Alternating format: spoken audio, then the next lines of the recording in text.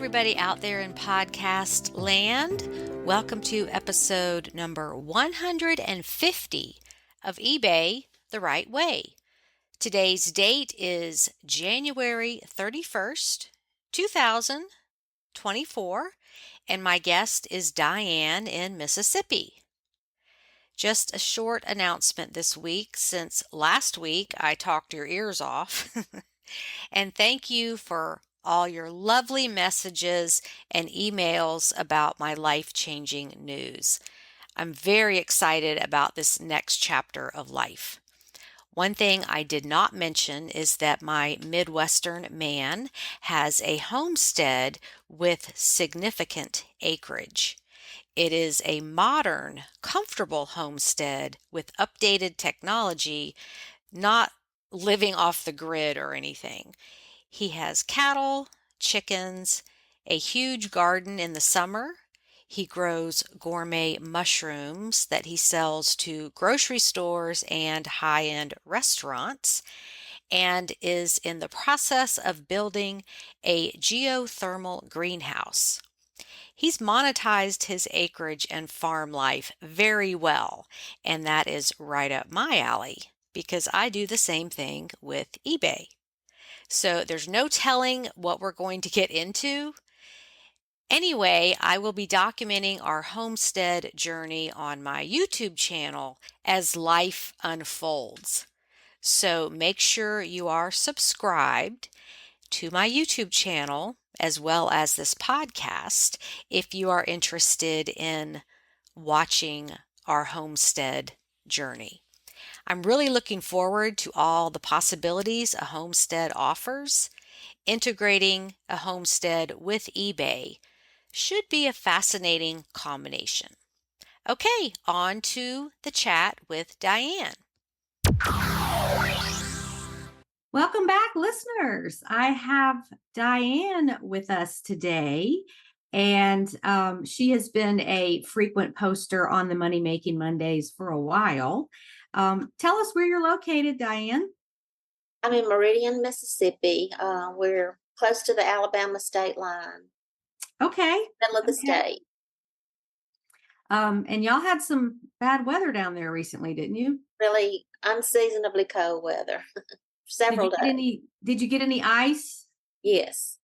Did your power go out? No. Oh, that's good. Blessed. No power outage. Did you go to the store and get bread and milk? Beforehand. With everybody else, right? With everybody else, right. It was crowded. Yeah. Okay. Well, we usually start off with talking about what brought you to eBay and when. Okay. I taught school for 34 years and retired in 2007 from my full-time teaching job. And I needed something to do. So I started out selling on Etsy. And I don't know why I chose Etsy. I guess I thought it would be easy. eBay seemed a little complicated back then to me when I was starting out. And I had a flea market booth that with my son and one other person for $25 a month, little bitty corner. And I would go to thrift stores and garage sales and things like that. So I think it was around 2010, maybe, I took a class at the Meridian Community College on selling on eBay. And I started selling. And I've been selling off and on. I've taken a break a few times and kind of abandoned my store, left it, still paid for it, but didn't list. And so I've started back really full force this year. I'm going to really do it this year. Okay, good for you. Now, that's a common situation with eBay sellers. Life happens. You have to put everything on hold. Was there a certain life event that happened, or did you just get busy in general? Got busy in general. Even though I was retired, I took a part-time job at Meridian Community College with a program called Lifetime Quest. And my role was to plan travel for the members. And I had a lot of fun, but it was really, it took up a lot of time and I didn't have a lot of free time. And I was out of town quite a bit. So I still kept my listings, but I would be sometimes late mailing the listing or just that type of thing. So, and I Yeah. decided in, let's see, a little over a year ago that I needed to step back from that position. I was just a younger person needed to do it. So I retired from that job in May of 2023 after about 8 years. You're right. Planning travel is stressful. It's Just fun, but it's stressful. just all the pieces you have to put together about, like if you've got connecting flights and how long is the layover and trying to get from one place to another direct can be a real challenge. Well, we used a travel agent for big trips where there were flights, but the local trips, we did a lot of overnight and a lot of Broadway across America, a lot of bus trips, Oh, but okay. at Yeah. least one or two a month. So it was There's pretty something to be good. said for the bus trips because you can bring more stuff. Like Right. you don't have to worry about checking your luggage. That's Um, right. and it's just a slower pace. You don't have to worry about missing a connecting flight or anything like that. Now, what was your area when you were a school teacher? Uh, First grade for 3 years, and then after my daughter was born, when I returned, I taught second grade. And I stayed in second grade the rest of the time until my last year. And the last year, I did tutoring for second and third graders. Okay, so little kids. Yeah, little kids. And so when did you actually retire from teaching? Uh, 2007. Oh, Okay, so before the whole COVID disaster of oh yeah. having to figure out how to teach and then I felt sorry for teachers during that time. I can yeah, and then imagine. even now people are still getting COVID. My nephew has it right now in Charlotte and I was like, I thought we were done with this. So I you don't got think out just in time. Okay. Now let's talk about some things that you've sold and how your business works. Okay, well, I sell mostly vintage. I don't really sell new things. It's a lot of jewelry. I'm trying to branch out and try other things. I haven't been too successful with clothes. I don't really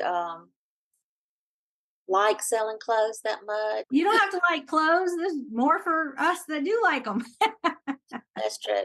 But there's something about going to the thrift store and going through racks and racks and racks and racks of clothes that I don't really enjoy. Yeah. Yeah, it is time consuming. That's true. Um, did do you have specialized jewelry knowledge or is it just something you taught yourself? Well, when I first retired from teaching, I had flea market booths, and I started out with just that one little one, and then pretty soon my inventory grew, so I opened another one, and I met this lady that was at this bigger flea market, and her name was everybody called her Pink Nellie because that was her flea market booth name. So one day she had this huge box of jewelry, and she said, "Why don't you buy this from me?" And she said, you since you sell online, you probably would enjoy selling this online." And so I bought the whole big box of jewelry and had this huge display case with it, and it was $100, probably for 100 pieces plus the display case. And so I started listing the jewelry on Etsy mostly. At that time, I don't think I was selling on eBay. And I sold the display case, immediately, made my money back. So and she told me what to do to buy the loop. And I didn't know anything about brand names, that type of thing, but I just started learning and, you know, slowly but surely, I've learned a little Okay. bit. Do you have some jewelry sales you'd like to share? Well, probably the most memorable, the one that I have sold was the Eisenberg fur brooch. And I bought that in with a lot of probably about 200 pieces or more. and I think I paid $200 for the lot. When I can buy all of it, I will try to do that if the estate sale person will let me. Okay. Sometimes they won't. But anyway, they sold it all to me and had the Eisenberg brooch in there. So I listed it for $299, and it was just absolutely gorgeous, sterling silver. And it took me forever to sell it. Got a lot of lowball offers, and I really didn't want to sell it because I think it drove a lot of traffic to my store. People would look for that brand name and come into the store. So that was probably the most memorable piece that I've sold. I've had gold. I found gold before, but usually do not sell that online. I either scrap it or keep it. Okay. Now, can you tell us what that Eisenberg brooch looked like? It was just beautiful. It had it was about 3 inches long, had beautiful rhinestones that were prong set, marked sterling silver on the back, marked Eisenberg originals on the back. It was just a really pretty piece. Wish I had it back. Yeah. Well, you rehomed it, so that's good. You made money on it. I haven't heard of that brand. Do you know anything about the brand? Well, I can't really say a lot about it. I just know that it's kind of a high-end brand that's been around for a long time. And then there's some later Eisenberg that's not as valuable. But this piece was one of the original pieces that was valuable, more valuable. In fact, this weekend, I found some Eisenberg earrings at an estate sale for 50 cents. Really? They were just thrown in a box. And the second day I went back, and I had been there the day before and looked through it, asked them if I could buy all of the jewelry at one time. Oh no, the ladies were all hovered around it digging, and they wouldn't do that. And so I went back the next day, and by then I thought, I'm not going to buy all of it because it's been picked through, but I did find the Eisenberg earrings. So I haven't listed Hey. those yet, but they're I coming mean, up. you just never know who's been there before you and what they know and what they leave behind. So, I know I say that a lot, but it's to encourage people, keep looking Right. because you don't know what's been missed. And so, have you done the research on those earrings yet? No, So you haven't. don't know how you're going to price them. Have a huge death pile, probably bigger than anybody that listened to this. Mine's probably bigger, the biggest one of all. I think I might win it. How many things do you have listed in your store? As of today, it was about 283. And is that mostly jewelry? Largely, there's a few other things. Okay. So are estate sales your preferred way to get jewelry to sell? Yes, I usually find better stuff at estate sales or garage sales. I used to find some really good stuff at garage sales, but I don't. They're not advertised as much now, and I miss them. So I usually just like going to the estate sales. So I remember going to a garage sale when I first started doing really into the jewelry, and there was several Joan Rivers pieces, which is a newer brand, but it's something that sold on QVC and pretty, has a pretty good resale value. And so I bought those pieces. Then I went back the later on in the day and asked the lady if she had any more. And she said, well, I do. And she said, and so we came up with a price, and she sold me everything. This was all of her aunt's stuff. And her aunt had, all she did was sit and order from QVC. There's quite a few people that do that. Yeah, that was definitely a thing when that started coming on. Do you know Joan Rivers' story with the jewelry line? No. Okay, well, it's a very interesting story. After her husband died, she was removed from the Tonight Show. She was like $34 million in debt, and she knew she had to start another venture. And so that's when she partnered with QVC with her jewelry line. And one of the reasons it's valuable is not because of the stones or anything like that. It just wasn't made for a very long time. Right. It had a short life. And so some of those pieces, can sell for $300. The Right. more well-known piece, or maybe more, probably more in the future, because there's just a limited number of them. But I love her story because she was down and out, and she just rallied and came back and went into a completely different type of business. It wasn't comedy, it wasn't TV. And she did something where she could mass produce products and sell them. And, she pulled herself out of that hole. So whether you like her or not, Yeah. she's a great example of an entrepreneur that just kept Interesting. going. So I have several of her pieces that I haven't gotten to, but like I said, my death pile is quite huge. I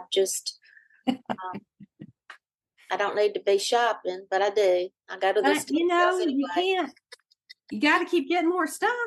Oh yeah. And so I guess when you do have an ice storm down there, you'll have plenty of things to work on when you can't go anywhere. Well, I've started really telling myself that if I buy anything new, I have to come list it that very day. And so I'll sit down and list everything that I bought this weekend's already been listed and it's packed away. But I still need to be working on the death pile too. Well, don't beat yourself up. You're doing a great job. That's And what I did this morning. I got up, I shopped my house, went up there in the bonus room where most of it's stored, and filled up a little basket full of just odds and ends, different things that I had bought down through I have to say, years that are unlisted. I also have a jewelry booth at a local mini mall. It's called the Atrium Mini Mall, and I sell a lot of jewelry there, okay. mostly vintage, not brand new jewelry. I do sometimes order new jewelry, but I've got so much of the other that I can price it cheap, and it sells real well. Are you still on Etsy? I'm on Etsy. Etsy's just like eBay. I pretty much neglected it, and if you don't list, you don't sell. So I do make a few sales on Etsy, but more on eBay. Mm-hmm. Etsy can be tough to get traction, and it just seems to take longer. Right. I guess they don't have as big of an audience, registered sellers and buyers as eBay does. So I think that's part of it. There's just not they do have an impressive number of buyers on there, but it's just not like eBay. So, well, do you want to tell us some other things you've sold? Well, one thing that was interesting, actually, my son has an estate sale business in New Orleans, so I go to his Oh, estate sales. And I have an apartment down there that have kind of like a timeshare that's next door to his apartment. So I go mm-hmm. down there often. I've started playing bridge, and there's a nice bridge club down there, which I play here too. But so sometimes I'll go to his sales at the end of the day, like right when he's getting ready to close up, and see what's left, if there's anything that he'll sell me for a pretty good price. So one day I was down there and I bought this little sack of troll dolls. It was, 5 or 6 troll dolls in there. And I think he had $15 on the bag. And of course, it was half price day. And so I can't really remember how much I paid for it. But anyway, one of the troll dolls in there had 2 heads. It was a Siamese twin troll doll. Oh my gosh. So I looked those up on eBay, and they had sold for a good bit. The one I had was not in really wonderful condition, so I decided to put it up for auction. And I think it ended up bringing around $50. I thought that was kind of interesting. Um, I really don't have a lot of really high dollar sales. I wish I did, but I have fun with it. I like selling the little things, and Well, don't apologize for that, because that's not what this podcast is about. It's just about, the eBay life, the eBay community, and that it really is a way of life. it is, and it's so the guy that taught the eBay class at the college that I took, I run into him at the estate sales, and it's so funny. He looks for different things than I look for. So he'll be with looking at the electronics and DVD players and hauling off old media things. And, Mhm. I'm just not into that right now. Yeah, I mean, and you don't have to be. Do what you love, and then it's That's not right. like work. You just um sometimes I work on my eBay 8 hours a day, and then other days I don't want to look at it. It's like I cannot spend another minute on the computer. My arms are going to fall off. But then there's days where you can't wait to dive in. And another seller sent me a box of clothing, that lightweight clothing that they were trying to downsize their death pile, and they just were like, if you want to pay the shipping, I'll send this to you. And I was like, sure, I'll take it. And so it was interesting to see what that person picked, and things I'd never seen before. So I'm learning on that. It came from a different part of the country than I'm in. So in a cold part of the country. So like things I would never see here in the South. Um, didn't know these brands. So as I don't really need more inventory, but I'm not going to turn something like that down where it's an experienced picker, a seller that knows I what they're take doing. anything anybody offers me. Yeah, yeah. I had a I wanted friend, to ask how far you are from New Orleans. about 3.5 hours. Okay. So that's not too bad of a drive to go down there to Uh, your timeshare and then get some estate sale leftovers. Do you bring back a lot of stuff, or is it mostly just smalls that easily fit in your Oh, I vehicle? don't bring back anything really big. And then I buy for myself too. This past, let's see, 2 weeks ago, my son had one. It was a surgeon from New Orleans that was relocating to New Mexico, and they had some really nice stuff. So I saw the sale before he ever started. He let us go by and look at it, and everything was priced. And he saw me over there looking at the jewelry, and he said, "You don't need any of that. It's not, you know." I said, "Okay." So the next day, before we went right at the end of the sale, and he had a terrarium from Pottery Barn, and he said, "Mama, you need to buy this. This would look great on your porch." So Okay. that took up the whole car. Oh, So I do buy for myself too, but I'm at the stage in life where I really don't need a lot, and it has to be something I really like.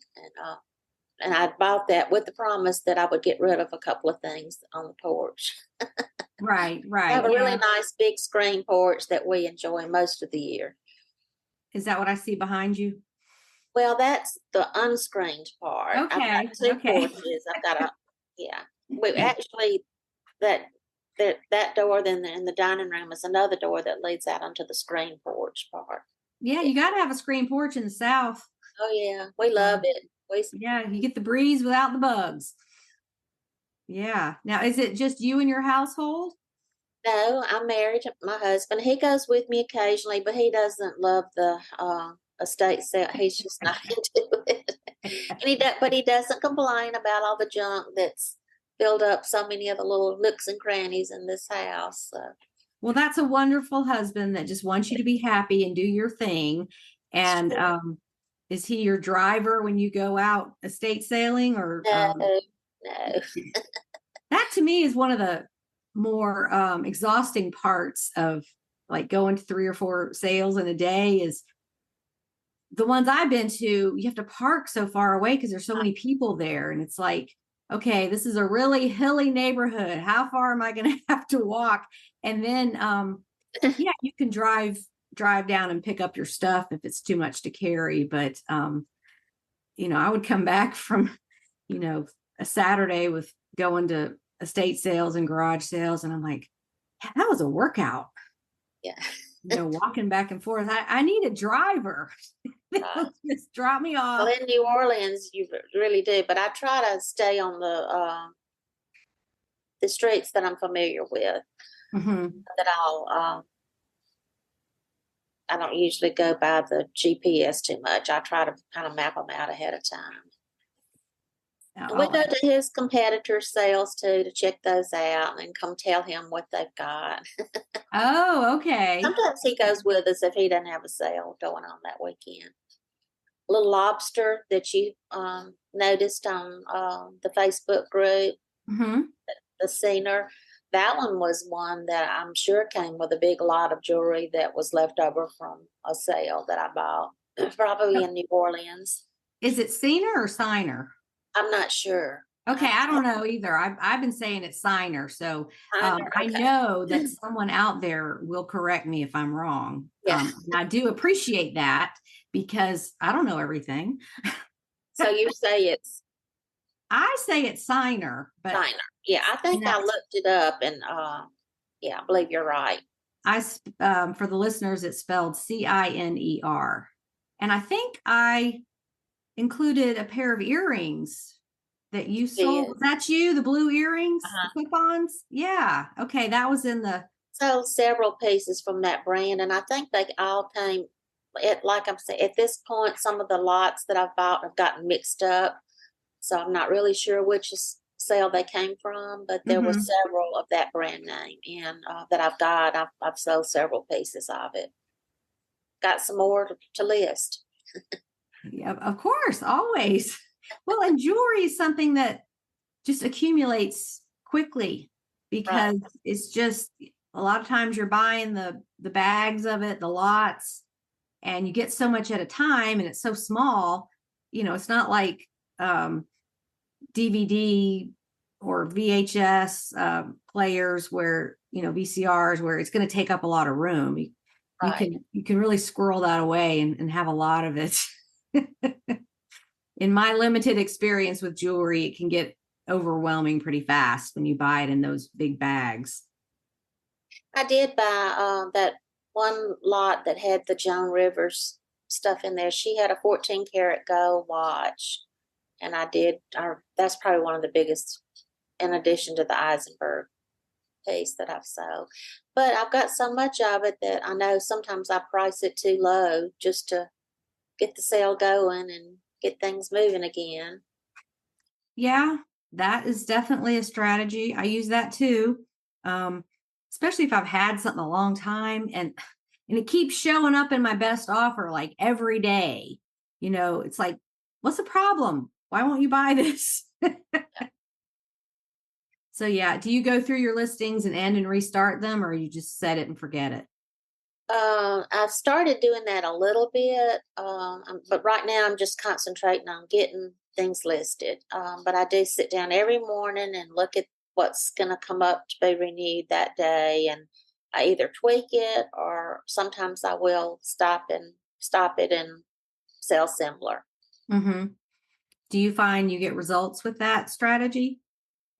Well, I don't know if it's results or just that, I sold a quilt from St. Patrick's Day that was made out of old T-shirts that came from a New Orleans estate sale that I think I paid $1 for, and I've had it forever. It was so cute, and nobody would ever buy it. Never got any offers on it or anything. And I went in and added a couple of words, and it sold that very day. So yeah. I love that. Maybe Good. it was the tweaking.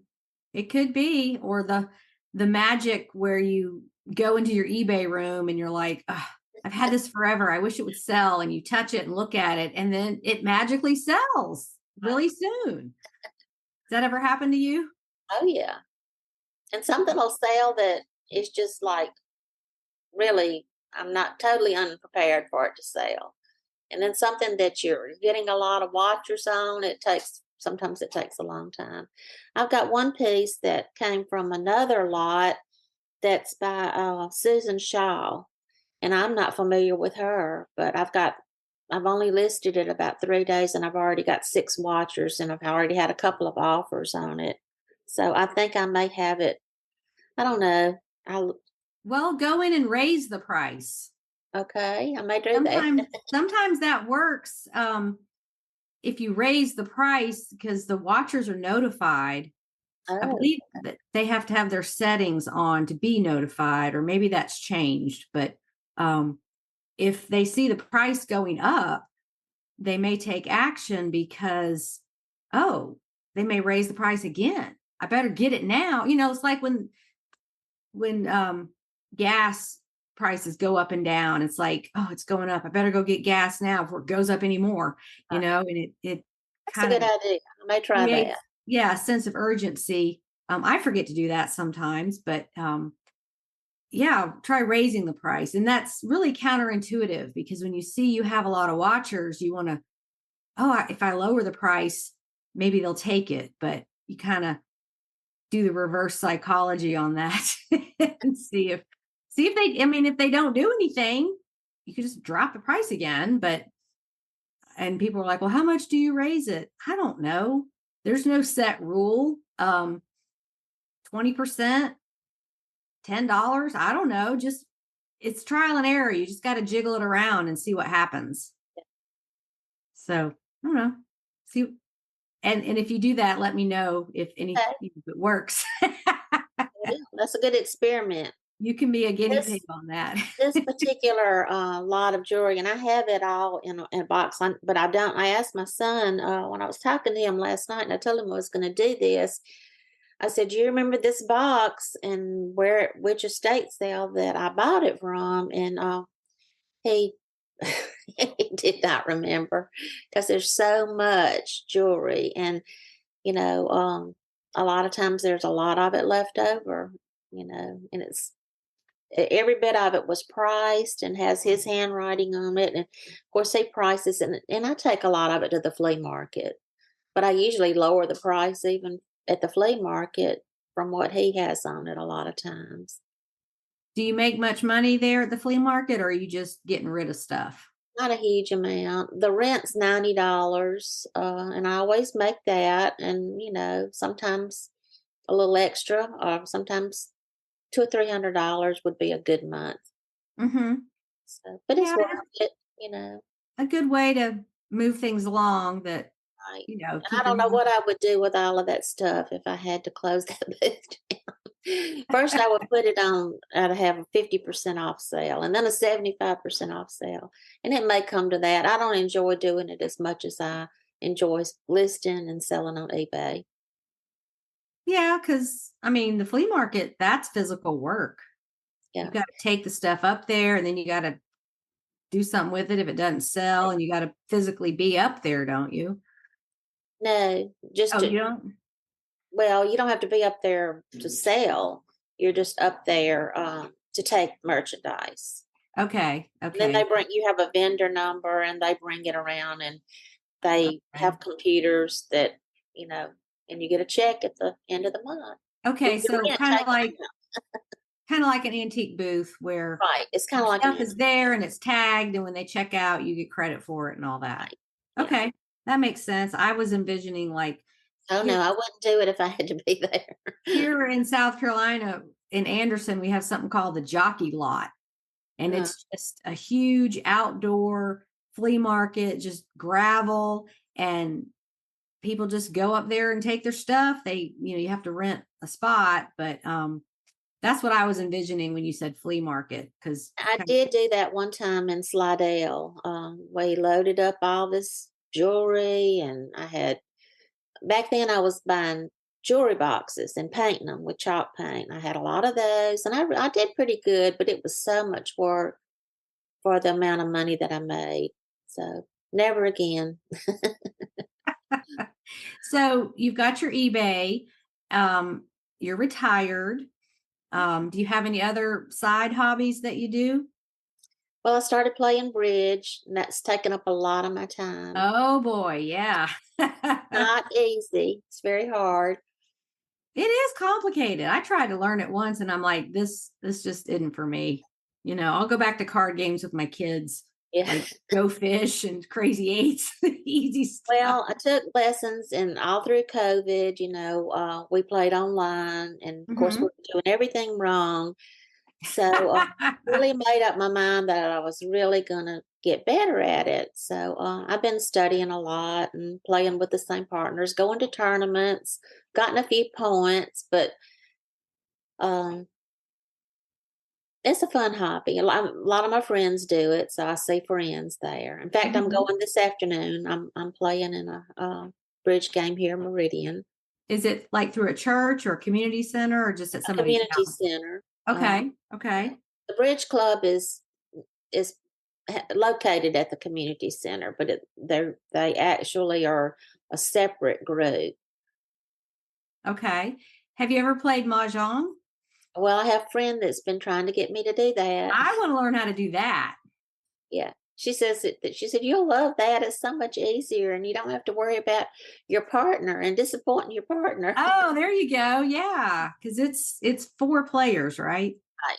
Mhm. Yeah. I learned it as a teenager, but of course, all that knowledge is gone since I didn't Yeah. use it. But um that looks really fun and interactive. And yeah, that's on my to-do list at some point in life is learn how to do that. So okay. Do you have any other sales you want to talk about? Because you mentioned the quilts and you sell other things besides jewelry. Let's see. Let me think. Look at my list here. I keep a little list of everything I've sold. Okay. One thing I did recently, I bought some Vera dinner napkins for, $2 or $3, and it was 18 of them in the stack. And so I looked at the comps, and they were going for pretty high. So I thought, well, should I lot these out into little groups, or should I just? So I decided to sell them all, and I had them listed for about $60, and I got an offer for 50, and I took it. They're gone. So And what was the brand?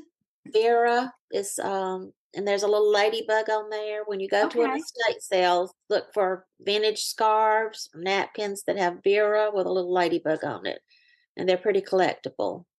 So not Vera Bradley, it's just Vera. Vera. Yeah, Vera different thing. Newman maybe is her name. I'm not Okay. sure I'm saying that correct. And then I had another little thing I sold that I was surprised so quick. Okay, I had a Wedgeworth dish that was Queen Elizabeth commemorative little dish. And I think I put that on eBay, but it was I mean, on your thread, but it was this week. So your little video you didn't cover the ones that were listed this week. Oh, okay. I've had that forever, and I finally said, "Okay, I got to get this stuff listed." So I got it listed. It sold just within a few days. Oh, So it's little great. white with the Queen Elizabeth on the front. Okay.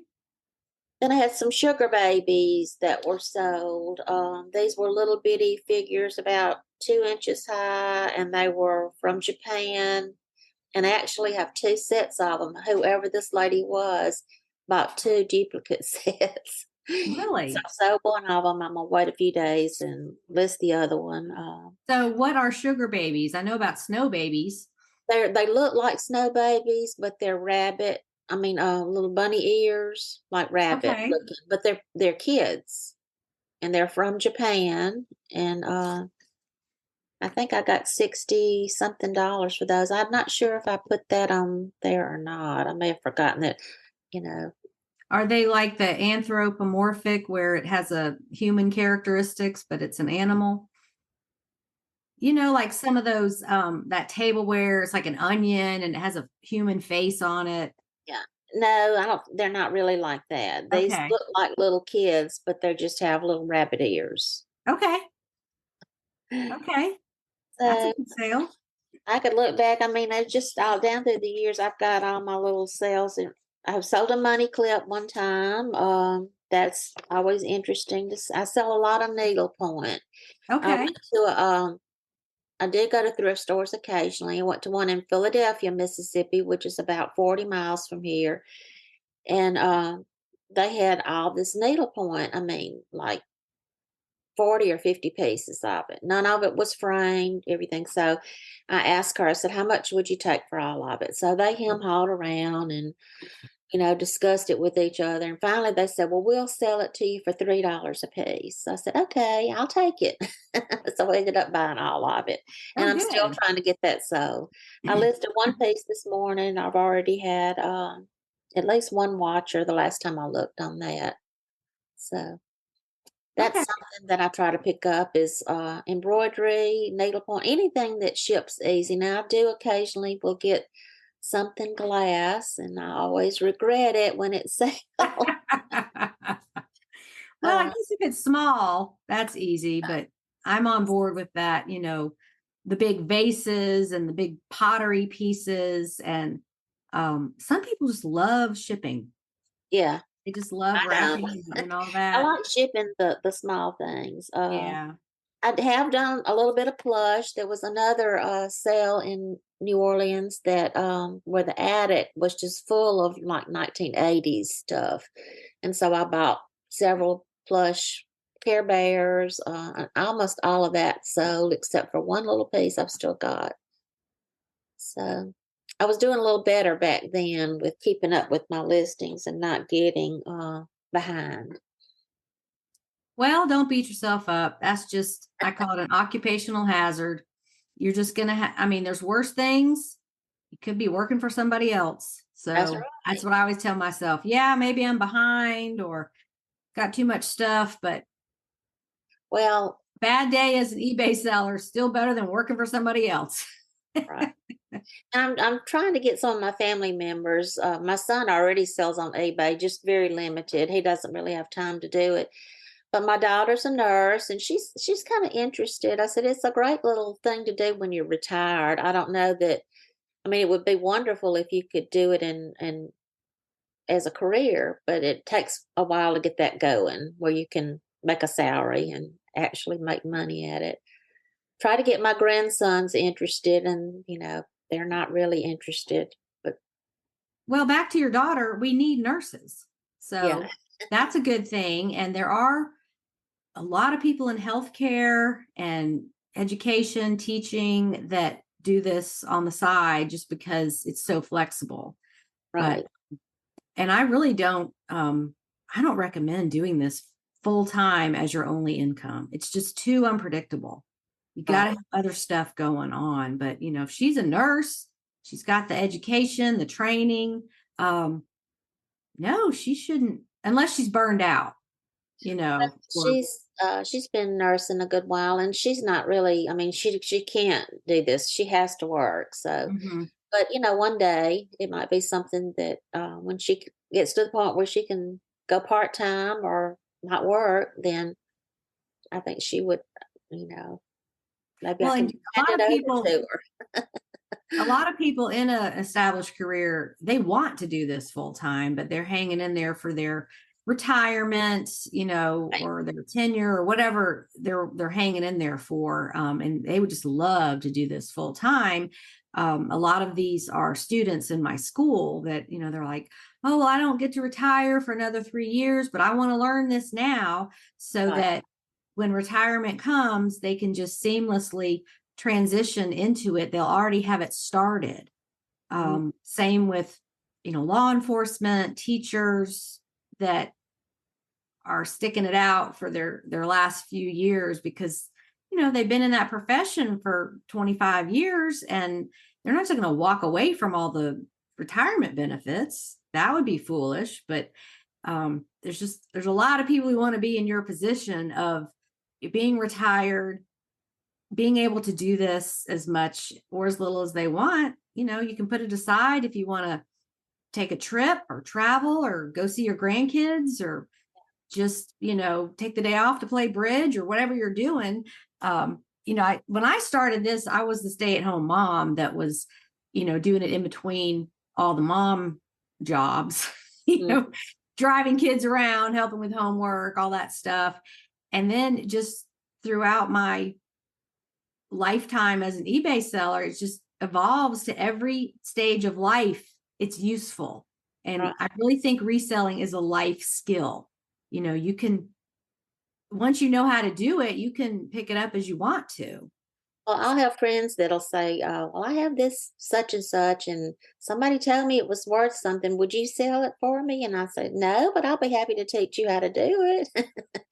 I don't want to get into that. I've got enough stuff to sell of my own without doing that. But I think there's a need for that too. If somebody, Yeah, there's a lot of that. I have something, can you sell it for me? And I used to think it was like, well, they're just too lazy to learn on their own, but it's a time thing, or they just don't have the bandwidth to learn something new right now. They're very busy with their life. And I used to take it real personally. Like, oh, they're just using me to sell their stuff. But it's more like they see the opportunity. They just don't have the time are or the they're afraid. This yeah. girl has the time. I said, you might like doing this. And have another friend that she loves to go with me to estate sales, and she points out stuff. And I said, why don't you start selling on eBay? And she, oh no, I don't want to do that. You Yeah, there's an intimidation factor of, never had a home business. The shipping is the number one intimidation factor with eBay. People just, I don't know if I can figure it out. And it's really so easy now. It used to be more complicated, but it's easy now. But yeah, I just go back to, if somebody says that to me, I'm like, well, what is it? And I'll just buy it from you, at a price that I can flip it for. And if they don't want to, that's fine. But there's not a whole lot of us out there that are like, oh, I'll give you money for that right now. know, They can have a garage sale. They can find somebody else. They can take it to a consignment store, like a home consignment store that sells lamps and rugs and all those big things I don't want to ship anyway. But yeah, that's become my new answer. And or you can just go to my school and learn how to do it yourself. yeah. And then they kind of like, yeah, never mind. They don't ever mention it again. That's right. That's right. Yeah. If I mention it, Diane's going to say, well, you can learn. And to some people, the word learn is just a complete, that's a door slamming. It's like, I don't want to learn anything. That's going to be too complicated. So to all the listeners out there, I I commend. love learning new stuff. I enjoy the Money Making Monday. I'm enjoying watching the videos. I'm way behind on those too. Well, and you're a teacher, so you're all about learning. So it's not intimidating to you. But to all the sellers out there, this is a life skill. You have important knowledge, even if you don't think you do, Right. because there's a huge percentage of people that would never do this. They would never dive in. They're too intimidated, or they just don't have the self-confidence to figure it out. So yay for us. Give me stuff. Oh, and they give you stuff. Yeah. Yeah, that's always a win when you just get it for free and then decide, do I want to sell this or not? I had a friend that was, she had her whole back end of her car loaded down with stuff, and she was taking it to the thrift store. And we had gone to lunch, and so she popped that up, and she said, "Do you see anything you want?" And I just said, "Well, I'll tell you what, I'll just take it all." So I got all of that in addition to add to my other death pile, but I have sold a few of her things, so But you just can't turn it down. can't turn down free. That's Yeah, right. yeah. Free Did is you good. did you want to answer one of the questions at the end about a book you're reading or a podcast? I have not read. I'm not reading a book now, but the last book I read was *The Great Alone*. I think it's by Kristen Hanna. Maybe I'm not really sure, but anyway, it was very good, and I highly recommend that book. It's about a family. Then they moved to Alaska. The father in the story was kind of had post-traumatic stress disorder, and he was a little bit abusive, but he loved his family, but there was a lot of abuse there, and it was just a really good story. A podcast, I You listen to don't. the Hungry Girl podcast. I like listening to her The occasionally. Hungry Girl. Yeah, are you familiar with her? No, what's that about? Lisa, I can't think of her last name right now, but anyway, she mostly talks about recipes and products that you can buy that help you lose weight. Oh, okay. Big on Amazon. And she does little cooking demonstrations, and she talks about Amazon things that you can buy. And she matches all of her food that she talks about to Weight Watchers. how many Mhm. points it is and that sort of thing. I like to listen to Okay. her sometimes. That's helpful. And I'm Okay. gonna start listening to you. Yeah, no judgment. I mean, we only have so much time in a day. But, I think it's a great idea to be able to listen while you work. Mhm. Yeah, that's what some people they're like, I don't do YouTube because you got to be looking at it. Right. And YouTube has exploded, especially since COVID. Um, but you're competing for people's time. We only have so much time to consume all this information, whether it's educational or entertainment. Um, our time is limited, but yeah, There's I a do lot of like to listen when I'm taking pictures or listing items. I like to listen to something to keep me yeah, company, and I like it to be light, like yeah. not too serious, and not like in an industry where I don't know what any of the words mean. It's like I keep stopping. What does that mean? Looking that up. So, I was um, gonna say there's a lot of bridge videos on YouTube too, and I've been kind of right. going through those. I Yeah, think during COVID, a lot of people started a YouTube channel yeah, because they needed something to do, or they had a special skill that they could share, other people could learn. And online learning really exploded mm, during COVID. So, anyway, well, it's been wonderful chatting with you and finally getting to meet you after all this time, seeing you on the Facebook group. So keep up the great work, and we will look for you on posting all of your wonderful sales. okay. Well, thank you. Thank you for Thank having you. Sure. Bye bye. me. Today's trivia question.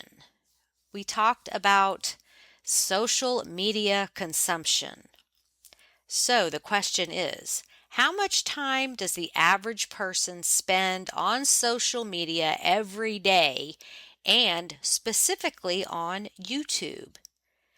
Here's a few seconds to think it over.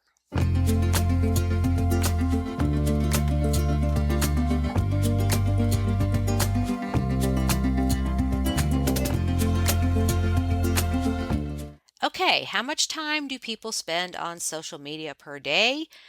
According to the latest available data in 2024, people spend an average of 2 hours and 24 minutes on social media every day. Americans clocked in at about 2 hours and 14 minutes per day, 10 minutes less per day than the average global user.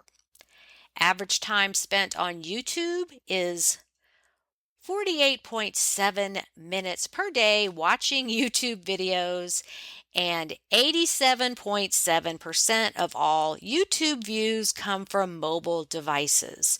So, yeah, all those people looking at their phones, they could be watching YouTube videos. Now, just think about that.